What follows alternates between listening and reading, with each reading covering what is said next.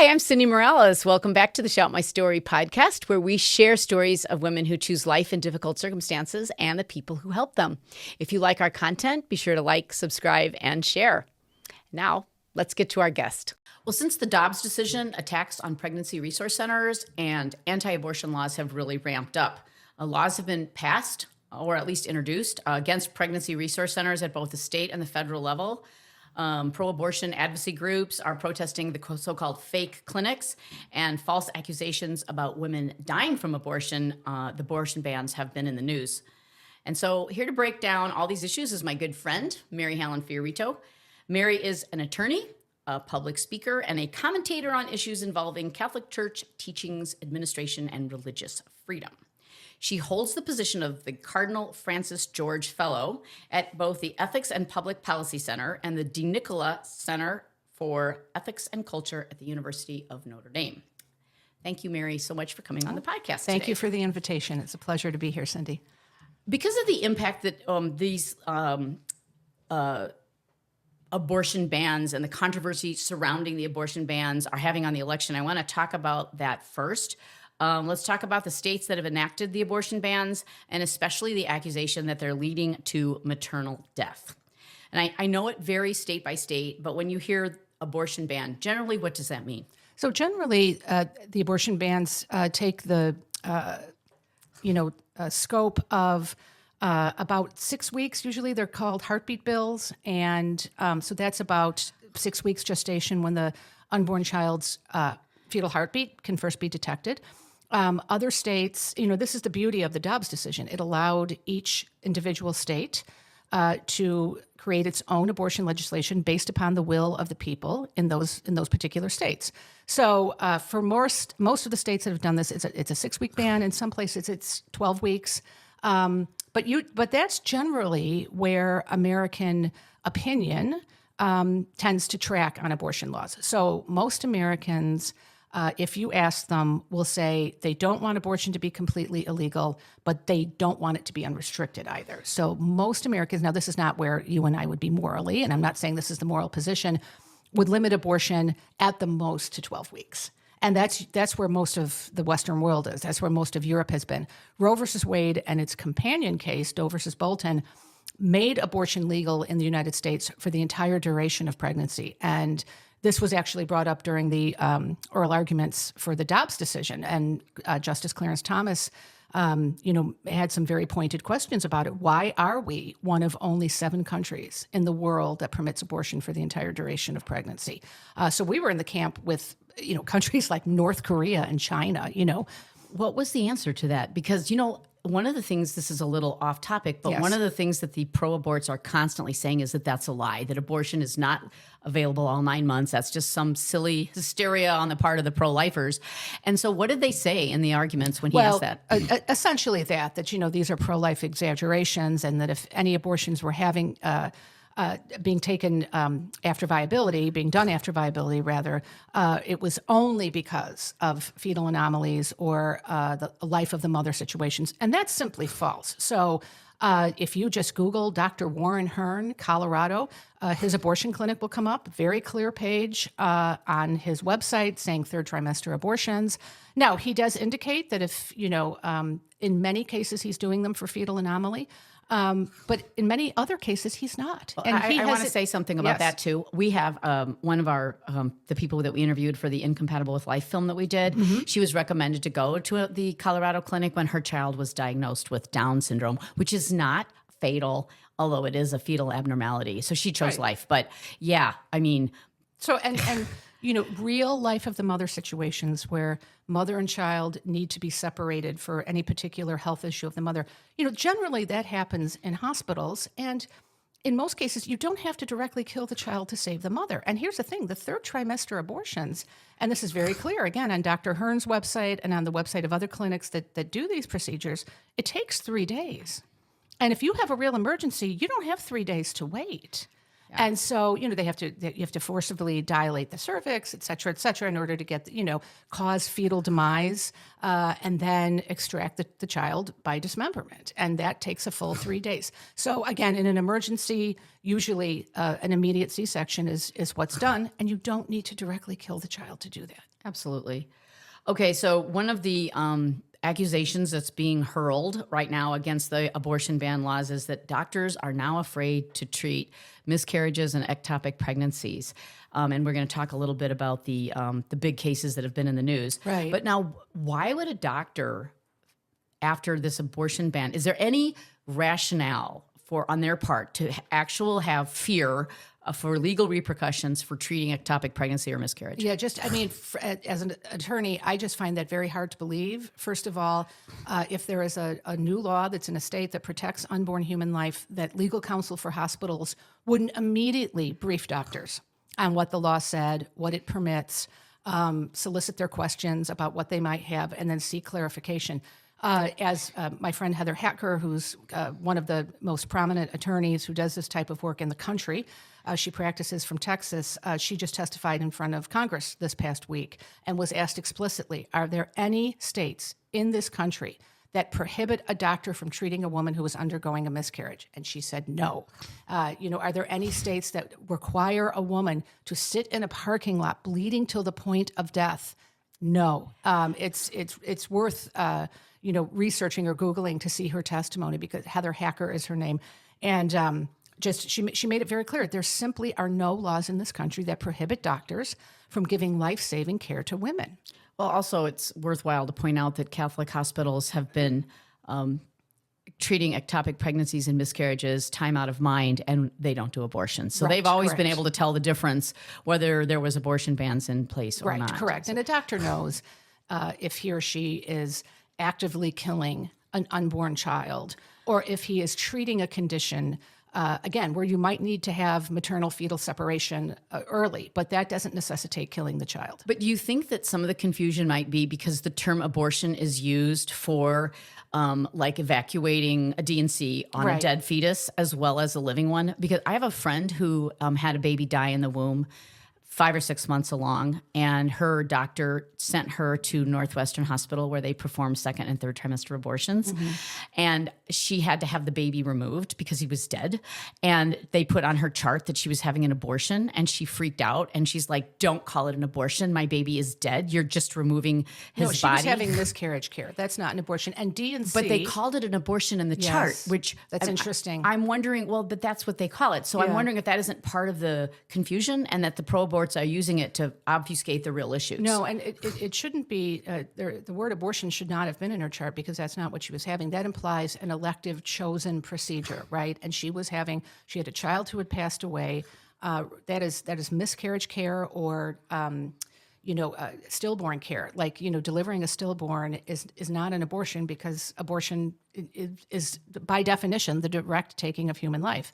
And so just as sort of an ancillary point I'd like to make to this is that the D&C procedure is not illegal. It's not illegal anywhere in the country. It is a standard part of healthcare and can be used in any variety of circumstances. Now, it does happen to be used in abortion clinics, but D&C also has many other uses. And D&C specifically is not illegal anywhere. And that's what, you see Kamala Harris's campaign trying to argue that D&C is a banned illegal procedure. That is simply false. That is outright false. Catholic hospitals use D&C for any number of clinical reasons every single day of the week. And as you noted, Cindy, they don't do abortions. Okay, so that kind of segues into this case that's huge in the news right now, Amber Thurman. Supposedly, she died because of lack of this is from the pro-abortion side. Right, so ProPublica had a long article about her She situation. died because those bad doctors, or those doctors in Georgia, were too afraid to treat her because of the abortion ban law. So let's talk about that. Right. So Amber Nicole Thurman, a young woman who was pregnant with twins. She already had a beautiful little boy. I think he was about 5 years old, and had plans to go to nursing school. It's a really tragic story, and had recently been able to move into a lovely gated community with a pool for her child. And, so her life was really on track, and she discovers she is pregnant with twins. So she scheduled a surgical abortion. and went to the abortion clinic, but arrived late for her appointment. So instead of, having her wait and doing the surgical abortion, the clinic gave her abortion pills. Now, whether or not they had done an ultrasound to confirm she had a twin pregnancy, that might have affected the dosage, that she received. But she took the first pills, which are mifepristone. That cuts the baby's nutrition off and essentially leads to what they call fetal demise. She took those first pills, then drove back to Georgia, where she lived, and took the second set of pills, misoprostol, which is a drug that basically expels the contents of the uterus. Now, we know that mifepristone, there are medical studies that show this, leads to, because of the way it works chemically inside the body, has a much higher rate of causing sepsis in women than other drugs would. There's a particular type of sepsis and bacteria that it is hospitable to, and so she developed sepsis. It seems that she may have passed the bodies of her unborn children, who were clearly already dead, but she didn't fully pass the placenta. She presents in the emergency room. She was already quite sick. She was spiking a fever. She had severe abdominal pain. She had a very foul smell was detected, but inexplicably, the doctors didn't do what the standard of care was, which would be an immediate D&C followed by massive amounts of antibiotics. They didn't do that. They monitored her for the next 20 hours, and during that time, her condition became progressively worse. At every step along the way, they could have legally intervened and done a D&C. There was no fetal activity. There was no fetus there. There was no, it wouldn't be possible to do an abortion in her case. Her children were already dead. And even if they had been alive because she was, experiencing this septic shock, a doctor can ethically intervene, to remove the unborn child, even though we know the children are too young to survive. I mean, it's what's called the principle of double effect. But in her case, her children were already dead. It was not an abortion. She was experiencing septic shock from retained fetal parts, which, again, a known complication of the abortion pill. And so by the time the medical team actually intervened to do the D&C, it was too late and she died, and she apparently died on the operating table. So it is odd to me whether, I have a physician friend, Monique Shiro-Wilbenhorst. She and I wrote an article on this particular case for The Federalist. And you wonder, one of the speculation among doctors is that perhaps she was too unstable when she arrived to do the D&C. So we don't really know, because we don't have, as Monique pointed out, without her medical chart in front of me, it's hard for me to know exactly what her situation was. But it's very unusual for a doctor not to have intervened immediately when she showed up in the ER. So her family has like lawsuit potential. I would think so. Well, again, I'm not sure. Now, this is over a year ago her death happened, and one would think that if there was malpractice on behalf of the hospital and the doctors, her family would have already filed suit. The fact that they haven't leads me to believe that she may have been too far advanced in terms of her sickness by the time she arrived for them to safely intervene. And, she may have been, sadly, a dead woman walking when she came in. That occurred to me as well. Yeah. So again, we can only speculate because we don't have her entire file in front of us. But the way in which this story has been manipulated and then amplified, by Kamala Harris and others, to somehow imply that as Kamala Harris likes to call it, Trump's abortion ban. It's not Trump's abortion ban. I mean, President Trump didn't neither write nor signed into law the fetal heartbeat bill in Georgia. And so, but of course, obviously, this is a campaign issue. And what's sad to me, just as a woman, it is keeping other women who are thinking they're somehow violating the law, or they may be arrested because they've had a miscarriage, from going and seeking the medical care that they need. I mean, and it just shows you that the other side, I mean, they will use anyone and anything to get what they want, to put women at risk this way, and to give them that kind of misinformation to serve their own political ends. It's I shouldn't be surprised after 30 years of working in the pro-life movement to see this. We saw the lies that circulated during the partial birth abortion ban. Do you remember all of those where they said that the anesthesia killed the baby before the procedure began? And then you had women who were putting off necessary surgeries. In fact, I know one doctor who had a woman come into him with like a crinkled up New York Times article, who was terrified because she had to have surgery that she needed while she was pregnant. And she said to him, "Are you going to give me that kind of anesthesia that kills the baby? I don't want that kind." And she was terrified. And it was very interesting during the partial birth abortion hearings.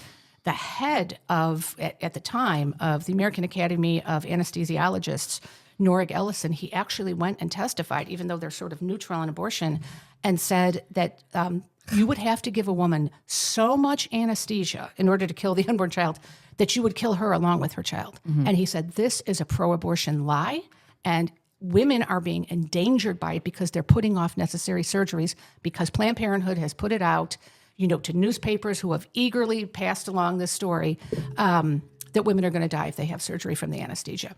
Or their baby would die. I don't remember that, but what I remember from the partial birth abortion controversy is that the other side said there wasn't any such thing.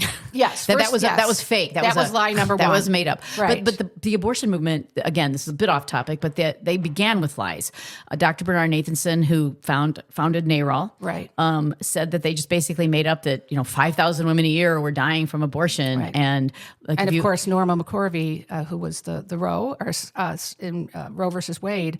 She said that she'd been raped, and she hadn't been raped. And she never had the abortion either. Yes, so, right. Yes, they founded the whole movement on lies. But unfortunately, 50 years of lies has had a huge effect on the mindset of American women. Right. And that's why so many are supporting Kamala Harris, because they think she's protecting their quote unquote reproductive freedom. Mm-hmm. And they believe everything that they've been told, that the baby is not a baby, or if they admit the baby's a baby, then the baby doesn't have consent to use their organs or whatever. This is a little off topic, but right. this is what we're facing. And so when you get one of these scary stories like Amber Thurman, or the other one, her name was Candy Miller, they're not pushing her so much because it seems obvious she died from a drug overdose and not from abortion. Yeah, so she had fentanyl, a significant amount of fentanyl in her system. And though her husband claims that she was not a drug user and never used fentanyl and had been so sick she wasn't able to move from her bed, how did she get fentanyl? And why did she do? It's something doesn't add up with that particular story. So as you say, it's probably not worth. They're not discussing. They're not even. I had to Google her name because I was like, and that who? Then there was another one. Who was it? And that immediately dropped out of the news cycle, which shows you that there's something else there. It also shows that the media is very complicit in this whole thing. Sure. All right. So moving on, I'd like to turn to the accusations that pregnancy resource centers are fake clinics. Okay. So I know that you've been on the board of a local pregnancy resource center, and that particular center was actually vandalized after the DNC, and they wrote fake clinic all over their windows. Right. So, and the real dead babies are in Gaza, and cemented the doors and door locks, and took gallons of red paint and splashed them all over the front hold of the center. on. I didn't know they cemented the doors. Oh, yeah. Well, whoever did that should be put in prison for at least 10 years. Well, it is a violation of the FACE Act, the Freedom of Access to Clinic Entrances Act, because which is a federal law that prohibits any kind of interference with anyone who is seeking reproductive care. And that includes women who go to pregnancy centers to receive, life-affirming care. And so the law enforcement were prompt, I am told, by the clinic, or the Aid for Women clinic director, and it is being investigated as a violation of the FACE Act. So it's being investigated as a violation of federal law. We'll see how far it goes, because there's been an awful lot of vandalism against pregnancy resource centers and not very many arrests, although there have been a couple. There was at least one in Wisconsin. Right. There's been at least, since the Dobbs draft was leaked, there have been 400 attacks on different Catholic churches and almost 100 different attacks on pregnancy centers, ranging from fire bombings, to outright threats like, if abortion isn't safe, then neither are you. There's a clinic in Michigan where the woman who is the director, my understanding is, may still have police protection now, but direct threats against her life. So it's very interesting to me, and I mentioned this at the Aid for Women dinner the other night, that, the pregnancy centers are really sort of apolitical, right? Nobody in a pregnancy center filed an amicus brief in Dobbs. Pregnancy centers aren't, staffed by lawyers who are working on legislation to, enact pro-life laws. Pregnancy centers have always been sort of the direct service ministry aspect of the pro-life movement, right? And so it's very interesting to me to see that in the wake of Dobbs, that pregnancy centers are the ones being targeted and Catholic churches are the ones being targeted. You're right. So they've become sort of the collateral damage when you really think, if you want to, be angry at the people who overturned Roe, look at the lawyers who had been working on it, the Mississippi Attorney General and, the people in Mississippi who enacted that gestational act that became the basis of the Dobbs decision. And it's what to me it speaks of, they know where the real, I guess, enemy is in terms of protecting life and saving life. And it's the pregnancy centers. And I think that's why they've become, oddly enough, the target in all of this. But I want to talk first about the legislative attacks. Yes. As soon as Dobbs was passed, Elizabeth Warren and I think it was Senator Menendez, did he get ousted for some sort of corruption? I think later so. on. Yeah, he's in a lot of trouble. That's all I remember. It was called the Stop Anti-Abortion Discrimination Act, and Right. it hasn't passed at the federal level. But she was on the news saying that we have to stop these pregnancy centers.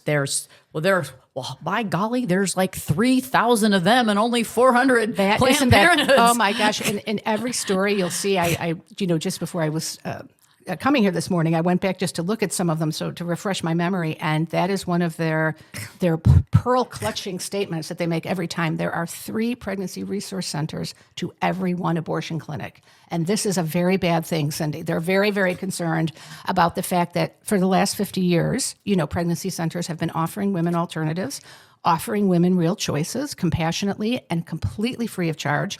And this has apparently just caught their notice that now there are 3 of us, right? Because when we say, the goal of the pro-life movement is when a woman is faced with a crisis pregnancy, we eliminate the crisis. We don't eliminate the child. Mm-hmm. And we put our money where our mouth is. And we do that through our pregnancy centers, right? We provide women with housing and, everything from diapers and strollers and car seats to parenting classes, food, rent support, utility support. I mean, anything that we can do to remove that obstacle for a woman is what we do. And again, we do it quite successfully. The accusation is that pregnancy resource centers lie and deceive. So there was actually a law that was passed in Illinois that was based on that federal law. It passed in Illinois, but was immediately challenged in the courts. Right, and was signed gleefully by Governor Pritzker. Yes. He couldn't, and he put out a big statement. He is one of the most rabidly pro-abortion governors. Well, Illinois is one of the most rabidly pro-abortion states. That's but true. It was immediately challenged in the court, so it's on hold. I don't understand exactly the legal stuff, but eventually it could be allowed to go forward. A federal judge blocked it. So Judge Ian Johnston, and he said this law is painfully and blatantly a violation of the First Amendment. Okay, so you don't think it's going to go through because it's unconstitutional? Well, it's interesting because what Kwame Raoul, who is our Attorney General, has said Illinois will not enforce the law, even though it's been signed and they think it's constitutional. They will not enforce it based on the federal district court's direct statement to them. This is a blatantly unconstitutional law. Please don't try this because this is simply going to wind up being in court and then making them look bad. These laws serve as a way to intimidate the people in the pregnancy resource center. So have you heard from anybody who works in them to any these kind of attacks to somehow stop what they're doing or stymie what they're doing in any way? Right. No, it's clearly a nationwide campaign, that claims to be pro-choice, but actually is really seeking to limit the options that women have. It is not about choice. It is about abortion. They don't want women to have other choices. They want them to choose abortion because now remember, abortion is an industry. It is a business, and it is a multi-million-dollar a year business. And every time a woman does not go forward with her surgical abortion or picking up her abortion pills, that is a net loss for the abortion clinic. So, they don't want women to be presented with other options. And then they are constantly accusing us of not doing anything to help women, that we only care about the baby until it's born, where, which just for me as a Catholic woman is particularly offensive because the Catholic Church is the single largest private provider of social services in the United States. And we have been for over a century. And so we certainly, again, put our money where our mouth is. We certainly reach out to help women. And it is the abortion clinics that provide them with no other choice other than abortion. And that's exactly, our friend Abby Johnson, right, who was one of Planned Parenthood's clinic directors, she said, no, the message that I gave to women who came in was like, no, you don't really have any other choices. This is the best we can do for you, so you better hop on board and get this abortion because you really are in a bad place, and I'm not going to help you do anything else. And I do think that most women who get abortions are not the crazy people that you see on X that talk about bodily autonomy and all that. That's not the woman who goes to the abortion clinic. No. She is a woman who is desperate, who feels like she doesn't have any other choice. Right. And I think it's interesting because I went on the Aid for Women dinner that you were presented a wonderful award at a couple of days ago. They were protested outside, and I went on their website, and they basically said they're very big on the fake clinic accusation, and basically saying that these clinics prevent women from receiving abortion care instead of saying these clinics give women a choice so they can decide for themselves. Right. But the accusation is that pre-RCs do not give accurate information. They lie, they obfuscate. So I want you to address that. Yeah, I can only speak for Aid for Women specifically because that's the clinic I'm most familiar with and the organization I've been affiliated with for almost 3 decades now. I can tell you we do not lie to women because here's the thing, just from a practical standpoint, if your relationship with somebody starts off with a lie, you're never going to recover from that, right? In a relationship. If for example, if I'm dating someone and he tells me he's single and I find out 3 weeks later that he's actually formally married in the middle of a divorce, I will never trust that. I could never trust that person again. You can't begin a relationship with somebody based on a lie. So, just from a human standpoint, we owe women the truth. So we are very clear. We are not an abortion clinic. We do not offer abortions. Here are a list of the services. Are those services clearly listed on their website? Oh, absolutely. So if you went to their website, it says right on the website, we do not do abortions. Well, it'll here our services. You can look through our services. At no point do we say abortion care. We will offer you information on abortion side effects and abortion complications. They will say that those are lies. Well, those are not. These are medically accurate and factually correct statements that are in many cases, the American Association of Pro-Life Obstetricians and Gynecologists provides wonderful information in pamphlets, et cetera, et cetera. And this is the frightening thing. Women are being told, for example, with the Amber Nicole Thurman case, that abortion pills are safer than a Tylenol. That is simply not true. And it is, and so you have, like, say, a young teenage girl who thinks, okay, her boyfriend goes and gets her the abortion pills and gives them to her. She thinks like the baby somehow mysteriously dissolves and then she's just going to wake up tomorrow morning and not be pregnant. No, she is going to start bleeding very heavily. She will have cramps that will last for at least a week. And she will expel her unborn child, probably in her bathroom at home. I finished reading Britney Spears' new autobiography, yes. And where she talks about when she was 19, she was dating Justin Timberlake, and she got pregnant. And she desperately wanted that baby. She wanted to have a child with him. But he said, we are too young. We're going to get married, soon, and then we'll have our family. He went and got her abortion pills. And, she said it was the most excruciating experience she has ever had in her life. She said she was lying on the floor, doubled up, and then you see, your little baby, you pass your baby's remains. There's a woman we worked with at Aid for Women who had a previous abortion, and I get choked up every time I think of the way she described it. And she passed her baby's remains, on, sitting on the toilet. And she said, and then I flushed the toilet. I flushed my child down a toilet. And think of the emotional trauma that leaves. With the surgical abortion, right? The woman is she's not the actor. She is having the abortion performed on her. With the pill, she's the moral agent, right? She takes the pill. So there's a different kind of psychological fallout from abortion pills than there would be to surgical abortions. Okay, we're out of time. So just want to, real quick, I want you to wrap up with, what do you want to say to women who want to access pregnancy resource centers? 30 seconds. First of all, don't be afraid. Pregnancy centers are wonderful organizations. You will not pay a dime for anything.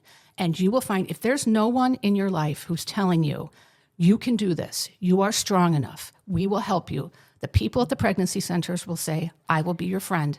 I will accompany you. I will be there for you and your child. There are people who love you and love your child enough to sacrifice for you. Don't be afraid. Pick up the phone and call. Excellent. Thanks so much for coming on the show. You're welcome. Thanks for having me.